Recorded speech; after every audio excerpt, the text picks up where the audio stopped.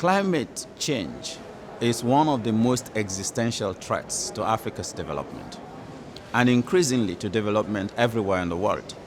Like I've already mentioned, climate change is already slowing down economic growth on the continent, costing the continent up to 5 to 15% of gross domestic product in losses that is caused because of climate change.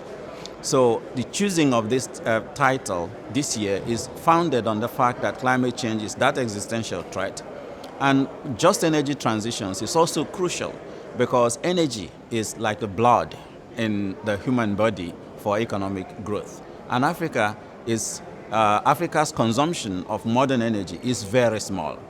And that drag we have in terms of economic growth and industrialization is because we don't have the power that is going to be able to help us to move that forward. So looking at that combination of the impacts of climate change and how to build resilience towards it, and then also how to assure that Africa has an integrated energy system that is technologically viable, appropriate, and cost-effective, cost-optimal, but also viable in terms of allowing Africa to grow its economies is a crucial combination of a policy challenge that this report looked into. The 2022 African Economic Outlook report examined supporting climate resilience and just energy transitions in Africa. So the report is structured in 3 chapters. The first looked at economic performance and growth in Africa in the year 2021 and looking ahead. The second looked at climate resilience and just energy transitions in Africa, and the third looked at financing climate resilience and just energy transitions in Africa. Let me just talk you through the findings of each of the chapters.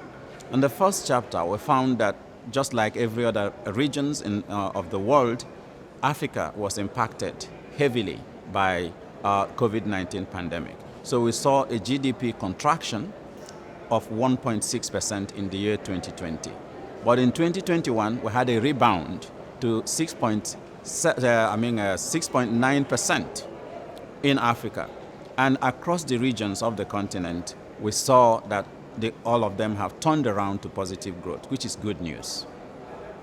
In the second chapter, we find that climate resilience, that climate change is already impacting Africa in many ways. It's actually affecting economic growth, social progress, and environmental sustainability on the continent in several ways.